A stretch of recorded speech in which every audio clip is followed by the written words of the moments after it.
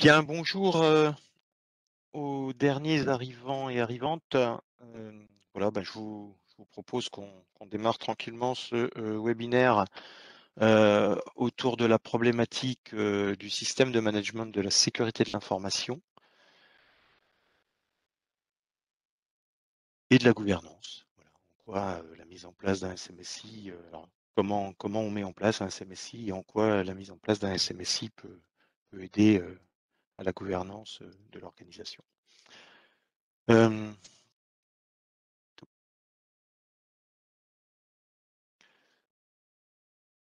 alors, deux mots sur moi, mais ça va vraiment être très rapide, hein. Voilà, moi, ça fait maintenant plus de 20 ans que je suis dans le domaine du conseil et de l'audit en sécurité de l'information, que j'interviens sur différents sujets autour des systèmes de management en particulier, sécurité de l'information et continuité d'activité, et de tout ce qui est organisation, mise en place de processus sur ces différents sujets. Voilà, j'interviens dans un certain nombre d'associations également, et en particulier au sein de l'AFNOR, dans les groupes de travail de formalisation des normes ad hoc.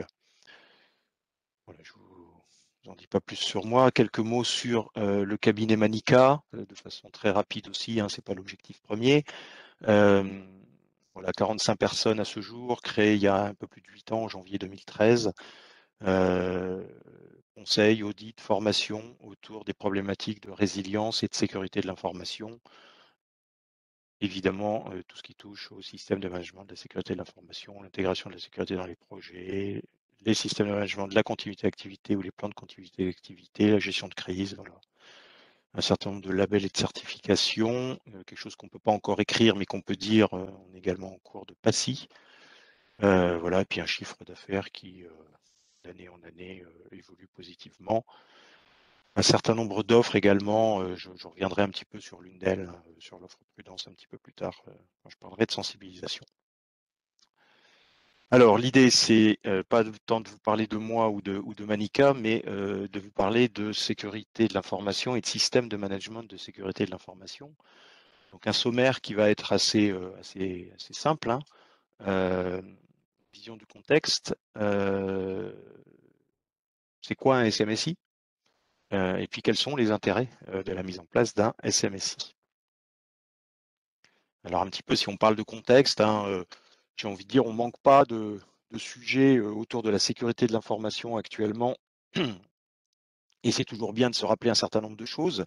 Alors, il n'y a pas nécessairement d'ordre, hein, dans l'ordre que j'ai établi dans cette diapositive, mais en tout cas, parmi les choses qui se posent en matière de sécurité de l'information, eh ben, il y a potentiellement des prospects, des clients qui peuvent avoir des attentes. Alors, client au sens large, hein, client ou prospect, c'est assez évident dans le monde des entreprises privées, mais dans le monde du public, eh ben, on va parler des administrés, par exemple, hein, qui peuvent aussi avoir des attentes en matière numérique, par exemple. Et puis, il peut y avoir un certain nombre de cadres contractuels qui peuvent obliger les organisations à mettre en place différentes choses en matière de sécurité de l'information. Des lois, des règlements. Alors, une liste qui n'a pas vocation à être exhaustive là non plus, hein, mais j'ai rappelé quelques grandes lois, quelques grands règlements auxquels peuvent être soumis les organisations, qu'elles soient publiques ou privées, hein. La directive Nice qui est en train de se déployer, les hébergeurs de données de santé avec des données sensibles, bien sûr le règlement général sur la protection des données qui parle de données personnelles, hein, euh, les règlements de type BAL, de type solvency dans le monde de la finance, bancaire, assurantielle, un certain nombre de lois ou de règlements dans le monde de la santé, etc. Il y en a aussi dans les industries, enfin il y en a un petit peu tout partout, et auxquels les organisations sont soumises.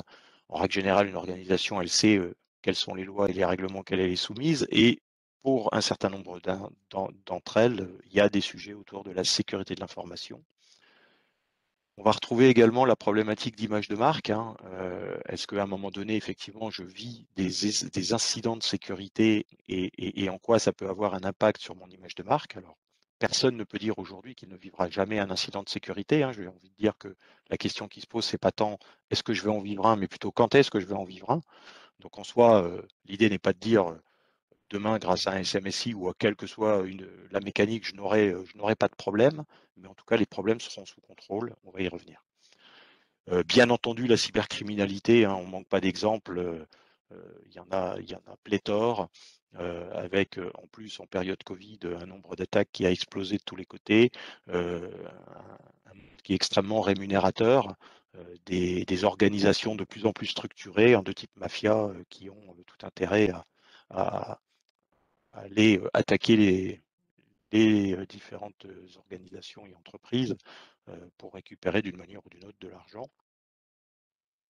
Et puis l'idée aussi que bah, quand on est dans une organisation, quelle qu'elle soit, on peut aussi aspirer à une certaine quiétude, une certaine sérénité. Alors c'est sûrement très très vrai du RSSI ou équivalent, de la personne qui va gérer effectivement les données personnelles, enfin les données pardon, de l'entreprise, du DPO, qui serait la personne qui gérerait les données personnelles au sein de l'organisation, euh, mais aussi de l'ensemble de l'organisation.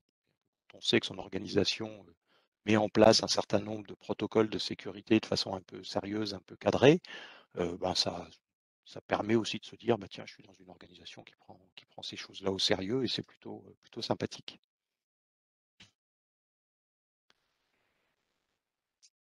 Alors si on regarde un petit peu la sinistralité en France, hein, donc j'ai sorti cette statistique d'une étude du CLUSIF, hein, donc qui est l'étude MIPS, Menaces informatiques et pratiques de sécurité, qui a été publiée en 2020, donc qui est relativement récente. Et lorsque l'on pose la question aux organisations, aux entreprises, donc là on est sur les entreprises privées de plus de 100 salariés, est-ce que vous avez subi des incidents de sécurité de l'information dans l'année et si oui, suite à quoi? Ben, on voit que 30%, 29% des organisations nous disent oui, on a subi des problèmes liés à des services de perte essentielle ou à des pannes d'origine interne. Voilà, des coupures d'électricité ou du hardware qui plante ou du logiciel qui plante, etc.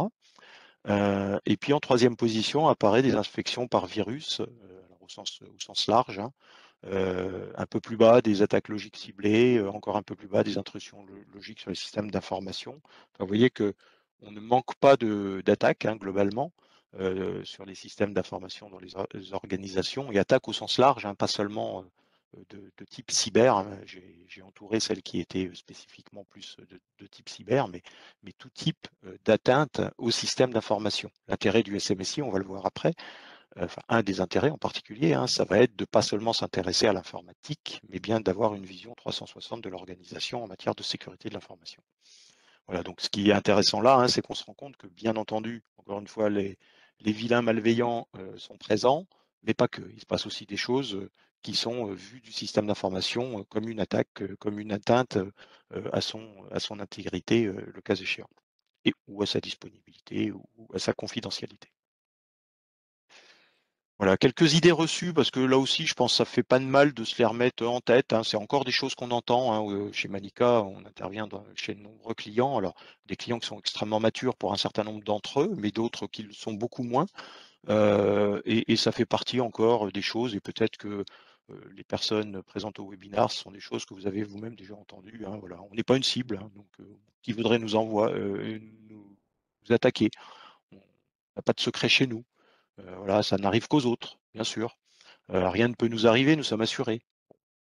L'assurance, c'est pas inintéressant hein, d'avoir une assurance, parce qu'à un moment donné, quand j'ai un problème, l'assurance va m'aider à surmonter ce problème et à minima, peut-être en me donnant de l'argent et peut-être en faisant un peu plus que ça, selon les conditions de l'assurance. Mais ça n'empêchera en rien qu'un problème puisse arriver, qu'un incident puisse arriver.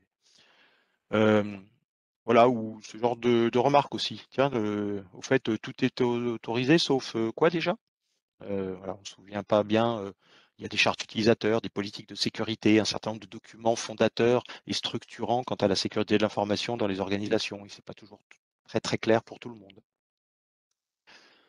De la même façon, bah, on a mis en place des outils technologiques. Hein, voilà, on a un firewall, on a un IPS, un IDS, des antivirus. Donc, qu'est-ce que vous voulez qui nous arrive?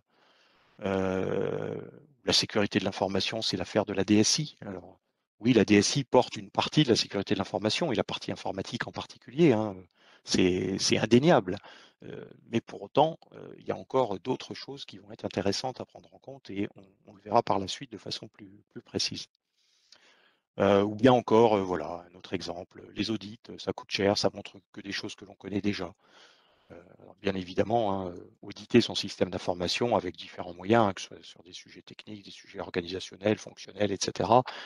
C'est toujours très très intéressant et ça permet de montrer un certain nombre de choses, peut-être pour certaines que l'on connaît déjà, mais peut-être pas que. On identifie aussi régulièrement des choses qui ne sont pas nécessairement connues et qui vont permettre à un potentiel attaquant, par exemple, bah, de générer un incident de sécurité sur le système. Et donc l'audit, ça reste quelque chose d'incontournable. Une certaine réalité, toujours issue, hein, du rapport MIPS 2020, inclusif. Bah, quand on pose la question aux organisations, hein, toujours aux entreprises de plus de 100 salariés du secteur privé, globalement, est-ce que vous avez une équipe dédiée à la sécurité de l'information, alors qui peut être un RSSI ou plus qu'un RSSI, hein, bien entendu. Ben, on a, voilà, vous voyez, hein, environ 15% des organisations qui nous disent j'ai moins d'une personne, 57% qui nous disent j'ai de une à deux personnes, sur des organisations de plus de 100 salariés, hein, je le rappelle, hein. Voilà. Et puis ensuite, un pourcentage un peu plus faible sur les 3-5 et les plus de 5. Et puis dans les petites organisations, quand on fait la moyenne sur les organisations de 100 à 250 personnes, bah, 3% des personnes ont au moins une personne sur le sujet et 40% dans les organisations de 2000 personnes et plus.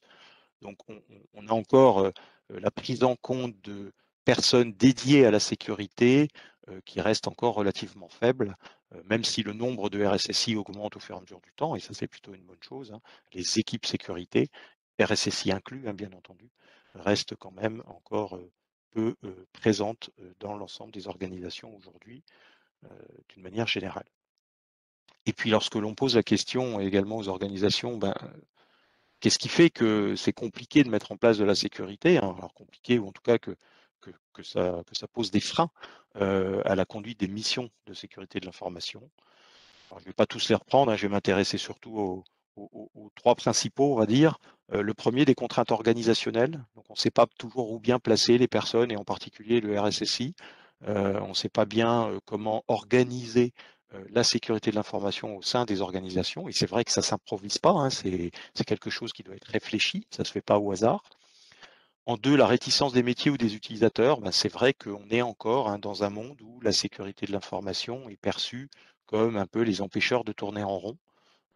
Et ça, c'est vraiment, je pense, des choses sur lesquelles il est important que les RSSI et les équipes de la sécurité fassent un certain nombre d'efforts pour justement prendre en compte ces problématiques. Et puis en trois, le manque de budget. Voilà, alors le manque de budget, hein, il était en tête il y a 2 ans, hein, vous avez les chiffres entre crochets en gris qui sont les chiffres de l'étude 2018. Et vous voyez que malgré tout, hein, il y a des évolutions positives, hein, puisqu'aujourd'hui la majorité des organisations nous disent, alors, on manque quand même de budget, c'est quand même enfin, en numéro 3, mais c'est plus la raison principale. Donc il y a quand même des évolutions qui vont dans le bon sens, mais il y a encore pas mal de boulot. Alors justement, par rapport à ce contexte, comment se positionne le système de management et qu'est-ce qu'on peut potentiellement attendre d'un système de management? On va le voir après, mais déjà comment il se positionne, enfin ce que c'est, à quoi ça sert, comment on peut le déployer. Alors, un système de management de la sécurité de l'information, c'est avant tout un système de management. Un système de management, c'est quelque chose qui est basé sur un modèle dit PDCA, qu'on va regarder rapidement, hein, dans la suite de ma présentation. Ce modèle PDCA, alors plan do check act en anglais ou planifier, déployer, contrôler, améliorer en français. On peut avoir des acronymes qui peuvent être différents, hein, mais enfin, des mots derrière l'acronyme qui peuvent être différents, mais en tout cas, l'idée c'est celle-là. Euh, c'est un modèle dit d'amélioration continue. Ça sous-entend que quand vous démarrez ce type de modèle, ce type de système de management, vous allez démarrer à un certain niveau, pas nécessairement au top du top, mais à un certain niveau. Et puis, vous allez vous améliorer dans le temps parce que le modèle va vous y forcer d'une certaine manière, va vous y amener, puisque c'est un modèle, on parle aussi de route de Deming étant le mathématicien anglais qui l'a remis au goût du jour. En fait, Deming n'est pas l'inventeur, hein, comme on le croit souvent, mais c'est celui qui l'a remis au goût du jour du modèle PDCA, le modèle PDCA. Et, effectivement, cette roue de Deming, eh ben, elle a vocation à tourner et à, en tournant, faire améliorer en permanence le modèle. Donc, qu'est-ce qu'on met derrière ce modèle? Alors, des systèmes de management, il y en a de nombreux qui existent. Il y en a en qualité ISO 9001, il y en a en continuité ISO 22301, il y en a sur l'environnement ISO 14001. Il y en a aujourd'hui un qui se met en place aussi autour de la donnée personnelle ISO 27701, etc., etc. Enfin voilà, il y en a un certain nombre. Nous, on va bien sûr s'intéresser à celui qui touche à la sécurité de l'information. Et donc, la première partie de ce modèle, c'est le plan, c'est la planification qui a pour vocation à définir des objectifs, à analyser les risques. On reparlera d'analyse de risque un petit peu après, et puis alors à mettre en place ou valider la politique de sécurité, puisque la politique de sécurité est un des documents fondateurs de la sécurité de l'information et est une des exigences du système de management. Alors, ce que je n'ai pas encore dit, c'est qu'un système de management, ça peut se certifier. Donc, une organisation peut certifier son système de management. Il n'y a rien qui l'interdit, de façon à avoir un tampon qui va dire, OK, on certifie qu'effectivement l'organisation est bien en phase avec les exigences de la norme ISO 27001, qui est la norme qui décrit le système de management de l'information. Ensuite, on va passer dans une phase de déploiement. Les choses qu'on a identifiées en amont, qui sont ressorties en amont, par exemple suite à l'analyse de risque, on va identifier un certain nombre de risques que l'on va vouloir traiter, qu'on va vouloir prendre en compte et gérer d'une certaine manière, par exemple en les diminuant, en mettant des nouvelles mesures de sécurité en place. Eh bien, dans le doux, on va identifier ces mesures de sécurité et on va les déployer. Alors, une mesure de sécurité, ça peut se déployer en un clic de souris en 3 secondes, parce que je change un paramètre dans une application. Puis ça peut prendre 2 ou 3 ans à se mettre en place parce que c'est un gros projet de mettre en place un outil, je ne sais pas moi, de type SOC, de type IAM, de type etc., qui peut demander des mois, voire des années à être déployé. La norme ne vous oblige absolument pas à tout faire avant d'être certifié. Encore une fois, on est dans un modèle d'amélioration continue. La norme va s'attacher, le système de management va s'attacher à ce que vous suiviez bien l'ensemble des étapes et qu'au fur et à mesure du temps, votre niveau de maturité en sécurité augmente. C'est ça l'objectif final. Alors lorsqu'on intervient, nous, dans des organisations qui sont déjà très matures, le niveau de sécurité peut être déjà très important. Et à minima, le système de management va permettre de ne pas baisser son niveau de maturité, ça c'est le minimum, voire si on part de plus bas, de l'augmenter d'année en année. Donc ce déploiement, c'est l'implémentation des mesures, la formalisation d'un certain nombre de procédures, également la formation, la sensibilisation, formation des personnels un peu dédiés à la sécurité, les administrateurs sur les objets sécurité, peut-être les développeurs, peut-être, etc., un certain nombre de populations où on va être plus dans la formation un peu lourde, un jour, une semaine, un mois sur tel ou tel sujet. Puis la sensibilisation, ça va être pour l'ensemble des personnes de l'organisation où on va leur expliquer que la sécurité de l'information, ça touche tout le monde. Et c'est important que chacun soit responsable et comprenne les enjeux, les tenants, les aboutissants et les choses à faire ou à pas faire. Aujourd'hui, quand un cryptolocker débarque, par exemple, un rançongiciel débarque, par exemple, au sein d'une organisation, bien souvent, c'est un utilisateur lambda qui a cliqué sur la pièce jointe d'un mail qu'il a reçu, qu'il n'attendait pas. Voilà, donc cette personne est tout aussi importante dans le dispositif de la sécurité que le RSSI ou le responsable du firewall en tant que tel. Ça, c'est vraiment la notion de sensibilisation où on va avoir une vision 360 sur l'organisation. On va ensuite passer au check. Alors le check, c'est tout bête, c'est on a imaginé des choses dans le plan, on les a mises en place dans le do, on va aller vérifier que ce qu'on a mis en place est cohérent, est en conformité avec ce qu'on avait imaginé. Puis on va se rendre compte éventuellement d'un certain nombre d'écarts. Donc pour faire ça, on va faire des audits, des contrôles, on va analyser des choses, alors des logs ou d'autres choses, on va faire de la supervision, on va identifier des indicateurs et des tableaux de bord, et on va suivre ces indicateurs à l'aide des tableaux de bord, de façon à voir s'ils évoluent positivement. Et sinon, on va parler dans le cadre d'un système de management de non-conformité, on va identifier ces non-conformités et on va faire en sorte de les prendre en compte et de les traiter.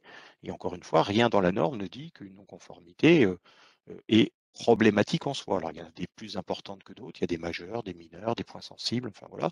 Et donc, évidemment, certaines doivent être traitées en priorité, mais quand vous avez une non-conformité majeure, vous pouvez, si vous êtes déjà certifié par exemple, vous pouvez tout à fait conserver la certification le temps que cette non-conformité soit traitée sur la base d'un plan d'action que vous allez présenter à l'organisme de certification. Donc voilà le contrôlé. Et puis on passe à la dernière partie du PDCA, c'est le acte, le améliorer. Ben, donc là, ben, voilà, on va corriger, on va mettre en place un certain nombre de choses. Alors ça peut être du patch sur des logiciels, ça peut être des mises à jour, ça peut être de la généralisation de mise en place de processus, de procédures, enfin, etc., etc. C'est-à-dire hein, sur la base du contrôle où on a vu les écarts, on va prendre en compte et traiter ces écarts. C'est dans le acte. Puis comme je vous l'ai dit au début, hein, on est sur un modèle de roue qui tourne, donc un modèle d'amélioration continue. Donc ça sous-entend qu'on a une quatrième petite flèche grise, voilà, qui va apparaître et on va revenir au plan. Et alors, c'est ce qu'on appelle un tour de roue.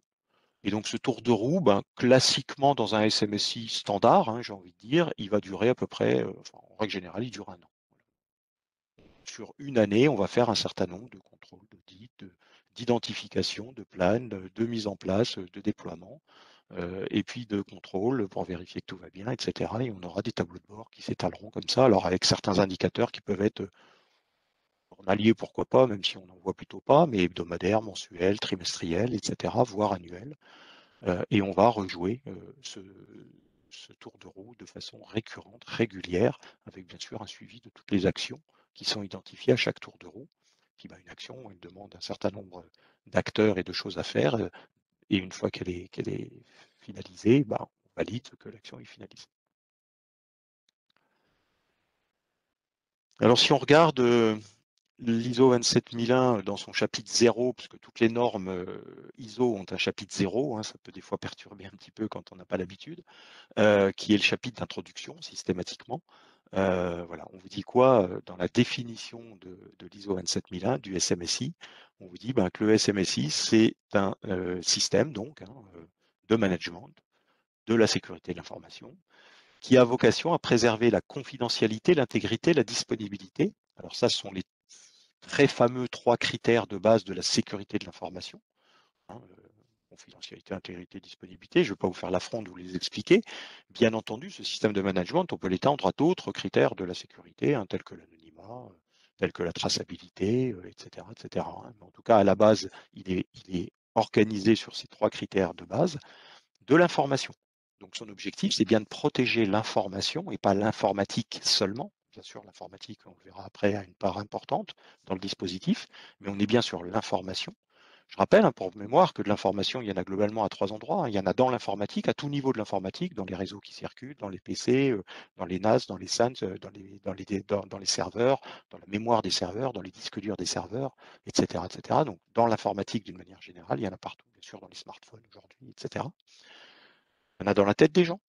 Donc, il y a un certain nombre d'informations qui peut être sensible, qui est uniquement peut-être pour certaines dans la tête de certaines personnes. Et puis, il y en a également sur les papiers. Et donc, une information peut être à la fois dans les 3 endroits, ou elle peut être dans un seul des endroits. Et donc, le système de management, au travers de son analyse de risque, va s'intéresser à l'ensemble de ces endroits. On va identifier où sont les informations sensibles et comment il va falloir, enfin, ce qu'il va falloir faire pour les protéger. Est-ce qu'on le fait déjà ou est-ce qu'il faut améliorer le dispositif? En appliquant un processus de gestion des risques. Donc on est bien dans une notion de processus. Ça veut dire quoi un processus hein, si je le dis autrement, c'est quelque chose de cadré, de structurant. Structurant ne veut pas dire forcément pénible. Et on essaye de mettre en place des processus qui ne soient pas pénibles. Bien sûr, ça structure hein, un processus malgré tout, mais c'est bien l'objectif, puisque l'idée de la structure, c'est d'éviter d'oublier des choses. Donc à partir du moment où j'ai mis ce processus structurant, je vais pouvoir être plus efficace. Qui donne aux parties intéressées. Alors, j'ai pas mis en gras le parti intéressé, mais j'aurais pu le mettre. Hein. Les parties intéressées sont toutes les personnes ou organisations qui ont intérêt à ce que vous ayez un système d'information. Ce sont à la fois des personnes enfin, ou organisations en interne, on parle plutôt de personnes en interne. Donc, ça commence par les salariés, mais ça peut être aussi la direction ou un certain nombre de catégories de personnes en interne. Et puis, ce sont des personnes en externe. Donc là, ça peut être vos clients, vos prospects, ça peut être vos actionnaires si vous êtes dans une organisation qui est comment dire, qui a des actionnaires, etc., etc. Ça peut être des tutelles, ça peut être des organisations diverses et variées qu'il va falloir identifier ou des personnes diverses et variées qu'il va falloir identifier.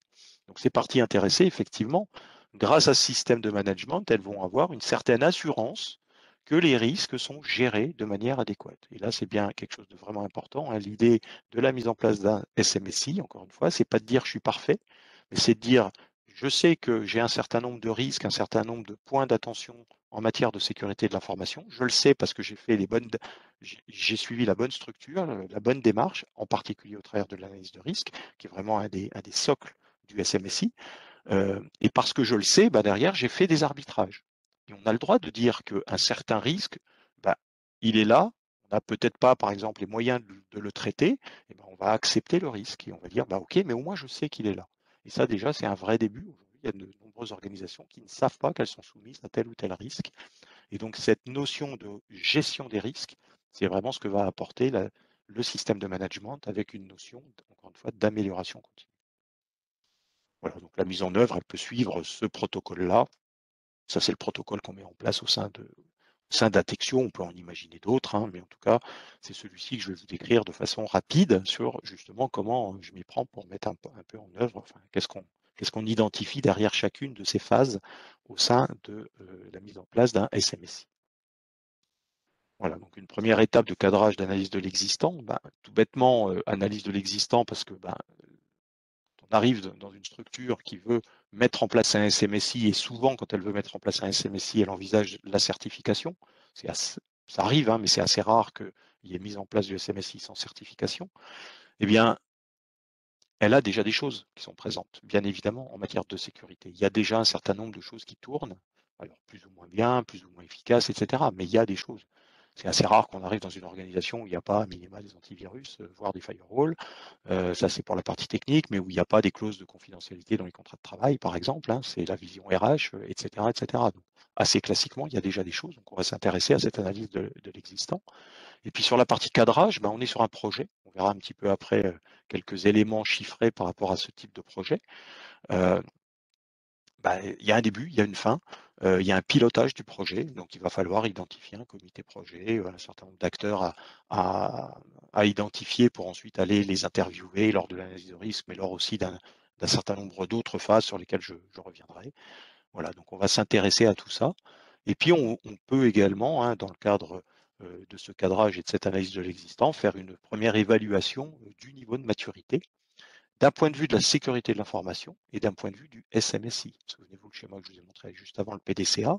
Le SMSI est un processus, un ensemble de processus qui va permettre effectivement de gérer la sécurité de l'information au bon niveau pour votre organisation. Donc parmi les livrables, alors la liste n'est pas nécessairement totalement exhaustive, mais en tout cas c'est les principaux que j'ai relevés là. La cartographie du projet, l'engagement de la direction, qui est une exigence de la norme. La norme s'attend à ce que la direction générale soit engagée, en tout cas la direction au plus haut niveau soit engagée vis-à-vis du projet de système de management. Donc ça, c'est quelque chose d'important. C'est aussi des personnes qu'on aura besoin de consulter lors d'un certain nombre d'arbitrages. Donc c'est important qu'ils soient dès le départ euh, présents et engagés. Et puis bah, l'inventaire des mesures existantes, les procédures, les processus, les outils, enfin voilà, la vision de ce qui est déjà là. Dans l'étape 2, on va s'intéresser au périmètre et au manuel du SMSI. Donc on va caler un périmètre puisque ce type de système de management est calé sur un certain périmètre. Vous pouvez faire un système de management pour l'ensemble de votre organisation. Donc si vous êtes, je vais prendre un peu de cas extrêmes, hein, si vous êtes une organisation de 50 personnes sur un seul site, ben, il y a toutes les chances que le périmètre soit l'ensemble de l'organisation. Si vous êtes une organisation de 100 000 personnes dans 300 pays sur 300 pays, c'est pas possible, mais dans 150 pays sur 5000 sites, ben, si vous voulez certifier l'ensemble de cette organisation-là, ça va être un peu compliqué, voire peut-être même carrément impossible. Donc il va falloir faire un choix. Donc un périmètre, ça peut être un bâtiment, ça peut être une activité, ça peut être une application, ça peut être, enfin voilà, le périmètre, il va falloir y réfléchir à chaque fois. Mais ce qui est important, c'est que ce système de management va être fonctionnel sur ce périmètre.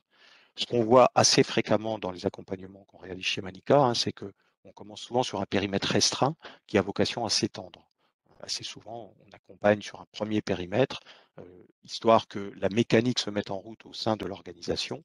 Et puis ce périmètre va pouvoir s'étendre avec des sites supplémentaires, avec des personnes supplémentaires, etc., etc. Et puis on va formaliser ce qu'on appelle le manuel du SMSI, donc qui va décrire un petit peu c'est quoi un SMSI, comment ça fonctionne, qui sont les parties prenantes, etc., etc. Avec donc ces deux livrables-là, le manuel et le périmètre. Ensuite, on va passer à la phase d'analyse des risques. Donc, on a identifié l'ensemble des acteurs, on a identifié le périmètre sur lequel on allait se projeter, et donc on va analyser les risques, j'en ai parlé tout à l'heure, à l'aide d'une méthodologie. Alors, ça peut être une méthodologie maison si l'organisation a déjà une méthodologie maison, ça nous arrive, c'est assez rare, mais ça nous arrive. Et puis sinon, on va utiliser les méthodologies, j'ai envie de dire, standard du marché, tels que ISO 27005, tels que EBIOS, alors 2010 anciennement, Risk Manager aujourd'hui, tels que MEARI, le cas échéant. Enfin, voilà. Les méthodologies, parce qu'il manque, si on est dans le monde anglo-saxon, on peut faire du CRAM, on peut faire de l'Octave. Enfin, c'est pas ce qui manque, mais en tout cas, on va essayer de suivre une méthode de façon, là aussi, toujours à avoir cette notion de structuration, parce que ces méthodes-là, elles ont largement prouvé qu'elles étaient efficientes. Donc, on ne va pas inventer la poudre, on va suivre ce type de méthode pour être le plus efficace possible et le plus exhaustif possible. Ce qui va être important dans l'analyse de risque, c'est l'exhaustivité, puisque on va passer dans un modèle de gestion des risques. Si on oublie des risques, effectivement, c'est un petit peu ennuyeux. Donc, on va essayer d'être le plus exhaustif possible. Après, c'est aussi une question de périmètre, de macroscopie, de temps à passer, etc., etc. Et puis, on va établir un second document qui s'appelle la DDA, la déclaration d'applicabilité, SOA en anglais, Statement of Applicability, qui a vocation à identifier les mesures de sécurité sur lesquelles vous allez vous positionner, l'organisation va se positionner, et comment elle les prend en compte. Donc ces mesures, elles sont basées sur l'annexe A de l'ISO 27001. Elles référencent à ce jour, puisque ce type de document est un document qui a vocation à évoluer. Il y a une première version en 2005, une seconde en 2013. Actuellement, l'ISO 27001 est en cours de refonte. Et donc, sur la version actuelle, à l'instant où on se parle, c'est la version 2013. Cette version 2013, elle identifie 14 chapitres, on les verra juste après, 35 objectifs de sécurité et 114 mesures de sécurité. Et donc, sur les 114 mesures de sécurité, vous allez identifier est-ce que cette mesure, elle m'intéresse ou pas. Par exemple, il y a des mesures autour du développement sécurisé. Si vous ne faites pas dans votre périmètre de développement sécurisé, vous pourrez dire ces mesures-là, je ne vais pas les prendre en compte puisque ce n'est pas mon sujet. Voilà. Mais si c'est votre sujet, il va falloir expliquer qu'est-ce que je fais en matière de développement sécurisé, quel processus j'ai mis en place, quel outil j'utilise pour tester mon code, etc. etc., etc. Voilà. Donc sur chacune des mesures, il va falloir que vous vous positionnez en disant elle est pour vous, pas pour vous. Et puis en second rideau, voilà comment je la traite. Et là, je reviens sur ce que je disais tout à l'heure. Pour un certain nombre de mesures, vous pouvez soit ne pas la traiter tout de suite, soit la traiter de façon plus light, parce qu'à l'instant T, encore une fois, vous n'avez peut-être pas tous les moyens de faire. Si je reprends par exemple l'exemple de l'analyse de code, vous avez la possibilité de mettre quelqu'un qui va regarder le code à des endroits précis, parce que ce sont les endroits où on a généralement des injections SQL, des ceci, des cela, et il va le faire à la main.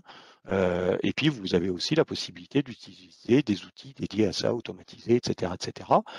Alors, bien évidemment, ce ne sont pas les mêmes coûts, ce ne sont pas les mêmes façons de faire, etc., etc. Au sens de la norme, les deux sont envisageables et éligibles. Donc la norme ne vous dit pas, vous devez mettre la Rolls partout. Vous avez le droit à certains endroits d'avoir des deux chevaux, pour autant que ça répond à l'exigence de la norme et que ça répond à vos enjeux. Ça, encore une fois, ça a été vu dans l'analyse de risque. L'analyse de risque va guider énormément de choses. Et puis enfin, dans cette étape, on va aussi formaliser l'ensemble de ce que j'appelle la documentation technique, c'est-à-dire tout le corpus documentaire, à la fois du SMSI, je reviendrai dessus en termes de quantité un peu de documents pour vous identifier. Ce n'est pas toujours évident d'identifier ça, donc je vous donnerai quelques exemples après. Donc tout le corpus lié au SMSI en tant que tel, au système de management en tant que tel, et tout le corpus lié aux procédures organisationnelles, techniques qu'il va falloir décrire, qui correspondent justement à la déclaration d'applicabilité. Si je reprends toujours mon exemple, vous faites du développement sécurisé, eh bien, il va falloir expliquer comment vous le faites. Et ça s'écrit. Ce principe, le principe de ce type de norme est vraiment l'écrit. C'est-à-dire qu'à un moment donné, l'auditeur va venir voir, OK, qu'est-ce que vous avez écrit sur tel ou tel sujet, sur telle ou telle mesure, et maintenant montrez-moi comment vous faites. Et il va comparer les deux, il va regarder que ce que vous avez écrit est bien ce que vous faites, que ce que vous avez écrit est cohérent, que ce que vous faites est cohérent et que les deux sont en cohérence l'un avec l'autre. Donc, parmi les livrables, le rapport d'analyse de risque, la déclaration d'applicabilité et tous les documents associés à la déclaration d'applicabilité. On verra qu'il y en a potentiellement un certain nombre. Je reviendrai là-dessus. Voilà un petit peu l'annexe A de l'ISO 27001 et je me suis arrêté uniquement aux 14 chapitres, mais je vous l'ai dit, 35 objectifs de sécurité et 114 mesures. Donc 14 chapitres. Alors ne vous étonnez pas si vous n'êtes pas adepte des normes ISO que ça commence au chapitre 5, c'est parce que avant il y a 5 autres chapitres, du 0 au 4 qui sont des chapitres standards dans les normes ISO. Et donc qui sont systématiquement là présents. Et les chapitres, alors je ne vais pas dire utiles parce que les autres avant sont utiles aussi, mais les chapitres qui vont vraiment parler des attentes, des exigences de la norme, au sens de l'annexe A, commencent dans un chapitre numéro 5 de l'annexe A. Je fais un petit aparté. Cette annexe A, elle est reprise dans l'ISO 27002 de façon beaucoup plus détaillée. Dans l'annexe A de l'ISO 27001, vous n'avez que le titre du chapitre, le titre des objectifs de sécurité et le titre de chacune des mesures. Donc c'est quand même très très succinct. Si vous voulez plus d'informations, si un titre ne vous est pas très parlant et vous ne savez pas bien ce qu'il faut mettre derrière, vous pouvez vous reporter à l'ISO 27002 qui, elle, détaille chacune des mesures de façon plus précise en vous donnant des exemples. L'ISO 27002 n'est pas une obligation, ça vous dit voilà le genre de choses que vous pourriez mettre derrière. Et à vous de voir ce qui vous correspond, ce que vous avez déjà ou ce que vous envisagez de mettre. Ça aussi, c'est une question des fois qu'on nous pose. Il n'y a pas nécessité de déployer 100% de l'ISO 27002. Sinon, il n'y a pas beaucoup d'organisations qui seraient certifiées. C'est vraiment une liste un peu à l'après-vert, puisqu'il y a une centaine de pages dans l'ISO 27002 qui décrivent à peu près les 114 mesures en question. Et donc là, on voit, j'ai essayé de mettre un code couleur, alors qui est global. On pourrait pinailler sur ouais, mais là, ça mériterait un petit bout de vert ou un petit bout d'orange. Ok, j'ai fait un découpage simple, on va dire. Et l'idée, c'est d'identifier globalement 3 couleurs. Le bleu, c'est l'informatique. En tout cas, l'informatique est extrêmement présente. C'est soit du 100% informatique, soit du 99 ou 95% de l'informatique. Le orange, c'est les bâtiments, les locaux. C'est classiquement ce qui est porté par les services généraux, les moyens généraux, enfin voilà, ou l'immobilier, selon la terminologie utilisée dans les organisations. Et puis le vert, c'est tout ce qui va être non technique, qui va être plutôt de l'organisation dans divers métiers. Alors, on va les regarder très rapidement. Voilà, la politique de sécurité, alors le chapitre 5 de l'annexe A, enfin l'annexe A 5, politique de sécurité de l'information. On est là sur la vision très clairement prise en compte par la direction générale de la sécurité de l'information. Ensuite, organisation de la sécurité, là on est vraiment dans le précaré du RSSI et des correspondants à la sécurité qui peuvent être répartis, etc. De tout cet aspect organisationnel, comment j'organise ma sécurité au sein de mon organisation. La sécurité des ressources humaines, c'est toute la vision sensibilisation, toute la vision contrat de travail. Voilà, est-ce que j'ai des clauses de confidentialité? Est-ce que j'ai des clauses différentes? Parce que peut-être que si j'ai par exemple un service recherche et développement, les clauses de la R&D sont peut-être un peu différentes de celles de la personne, je sais pas, moi qui fais le ménage par exemple, ou peut-être pas. Donc là aussi, chaque organisation peut se positionner. La gestion des actifs, donc les 3 premiers, on est plutôt dans des aspects organisation, métier, hors DSI, globalement encore une fois.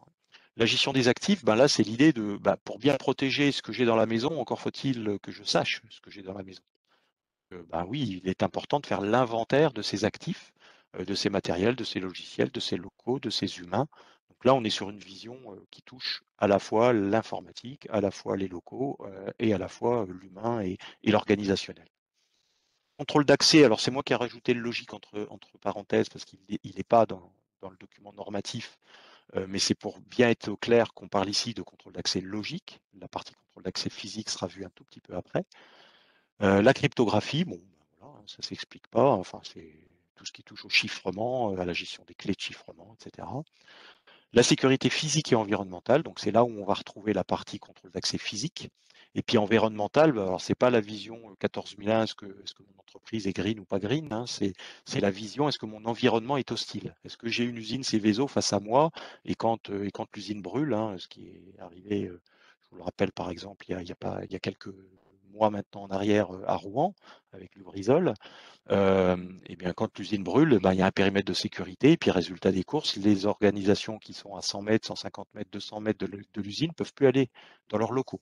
Donc, moi, je n'ai pas de problème, mais c'est un tiers qui a un problème. Ben, et ce problème génère un incident chez moi, quoi. Voilà. Donc, ça, c'est la vision sécurité physique et environnementale. Est-ce que mon environnement est hostile ou pas? La sécurité liée à l'exploitation, donc là on est au cœur de l'informatique, hein, c'est toute la partie supervision, exploitation, supervision de l'informatique.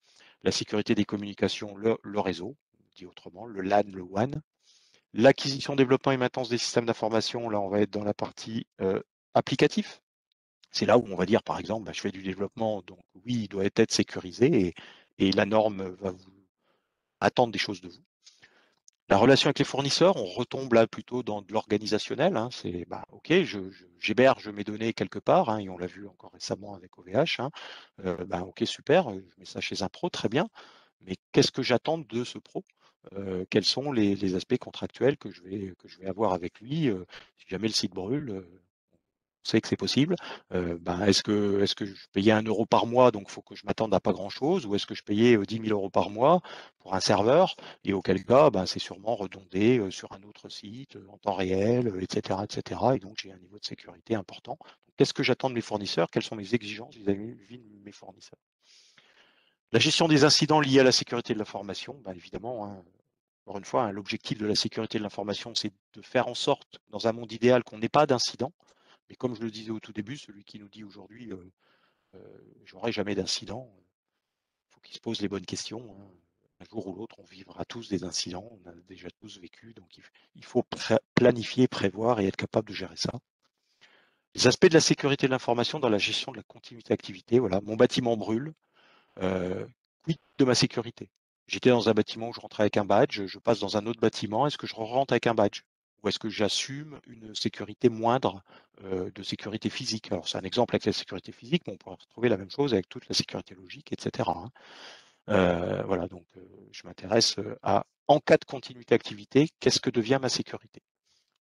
Et puis enfin, toute la partie, bien entendu, conformité. Là aussi, on est dans les lois, les règlements. Voilà, est-ce que je suis conforme à RGPD? Est-ce que je suis conforme? Je suis dans la banque. Est-ce que je suis conforme aux aspects sécurité de BAL 2? Parce que BAL 2 ou BAL 3, par exemple, ne parle pas que de sécurité, mais on parle aussi, etc., etc.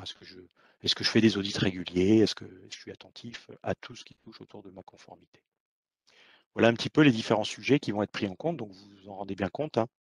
Le système de management positionne, bien au-delà de l'informatique, une vision à 360 de la sécurité de l'information. Aujourd'hui, on parle de sécurité de l'information, on parle, si on fait un tout petit peu d'histoire, on a longtemps parlé de sécurité informatique, puis de sécurité du système d'information.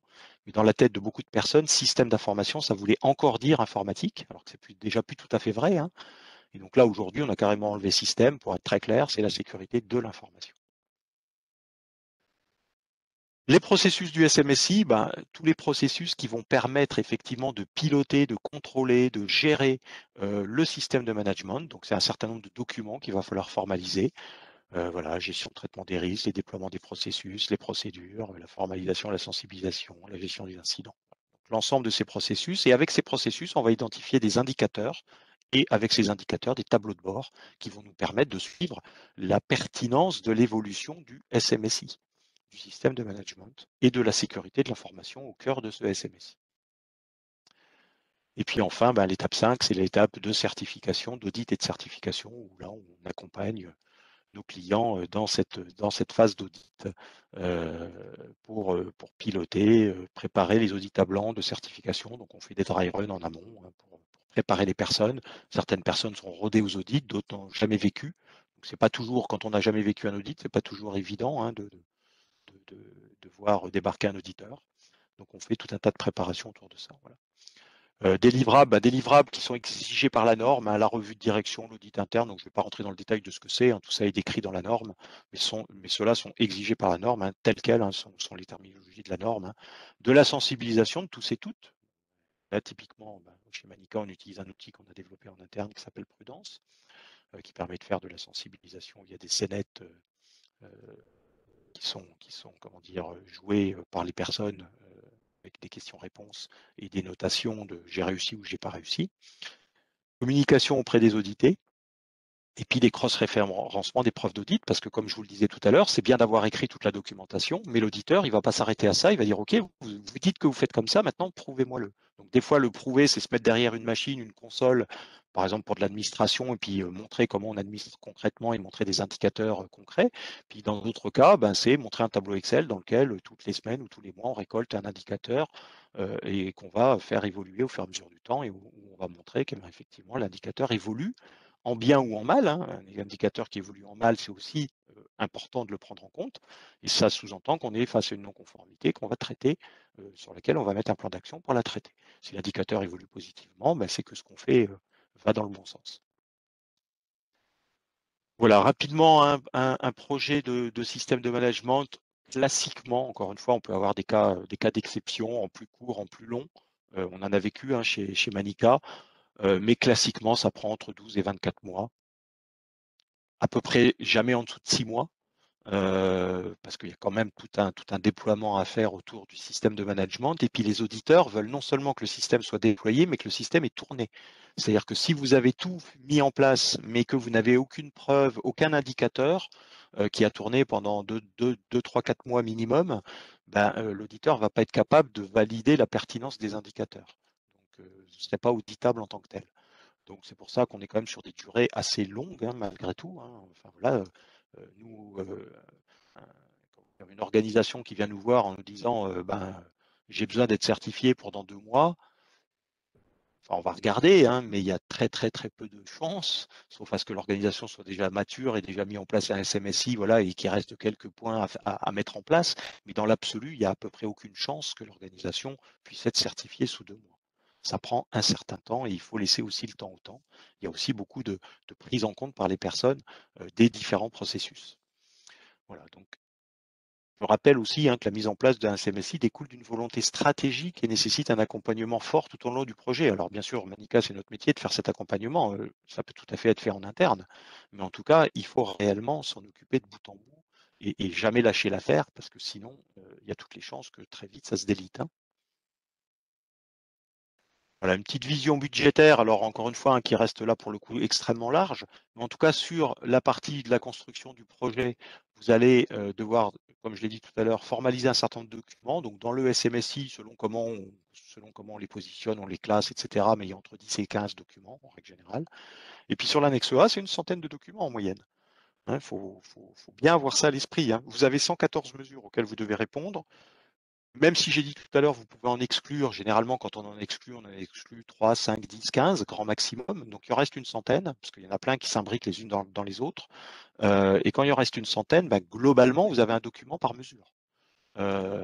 Donc alors après, il peut y avoir des documents qui couvrent plusieurs mesures, mais en moyenne, on a entre 70 et 120 documents. En moyenne une centaine de documents pour l'annexe A. Alors, ce ne sont pas forcément des documents qui font 400 pages chacun, hein. Certains peuvent faire une seule page, hein, puis d'autres en font 10 ou 15 ou 20, hein. Encore une fois, ça dépend des procédures, des processus et de quoi on parle. Mais c'est quand même quelque chose de relativement lourd d'un point de vue documentaire, hein. Il faut vraiment l'avoir à l'esprit, parce que de la même façon, ça va être la première étape de l'audit de certification, hein. L'audit de certification se passe en 2 temps, et la première étape, c'est je viens vérifier que vous avez la documentation ad hoc. Et déjà, si cette étape-là n'est pas passée, vous n'irez pas plus loin. Puis, faut pas oublier le MCO, le run, c'est-à-dire qu'une fois que vous êtes certifié, je pars dans l'idée que c'est la mise en place d'un SMSI certifiant, et tous les ans, vous allez avoir un audit de contrôle. Tous les 3 ans, un audit de recertification complet. L'audit de contrôle est plus light, hein. L'audit de recertification est un audit à nouveau complet. Et donc, vous êtes dans un PDCA. Donc, il y aura toujours des choses à faire et il va falloir s'occuper de ce SMSI, suivre les indicateurs, vérifier qu'ils sont toujours efficaces, en rajouter des nouveaux s'il y en a des anciens qui ne servent plus, ou même si on n'en enlève pas, on peut en enlever, mais on peut aussi en rajouter, etc., etc. Voilà. En ce qui concerne le coût, c'est vraiment très, voilà, hein, la fourchette est large, mais ça dépend vraiment de la maturité et de la taille de l'organisation, hein, voilà. Nous, les projets sur lesquels on a travaillé, alors c'est le coût côté client, hein, c'est pas le coût Manica, hein. J'aimerais bien avoir vendu un projet de SMSI à 2 millions d'euros, mais côté client, pour les plus petits clients, on a accompagné des tout petits clients de quelques dizaines de personnes jusqu'à des clients de plusieurs milliers de personnes. Aujourd'hui, notre rétex, hein, c'est pour le plus petit, ça lui a coûté 50K euros, et pour le plus gros, ça lui a coûté 2 millions d'euros. Parce qu'il y avait, c'était un gros client, il y avait plusieurs milliers de personnes, il y avait pas mal d'outils à déployer qui n'existaient pas, une infrastructure à refondre, etc., etc. Bon, c'est aussi l'occasion, la mise en place d'un SMSI, éventuellement de faire évoluer les choses positivement. Donc, voilà.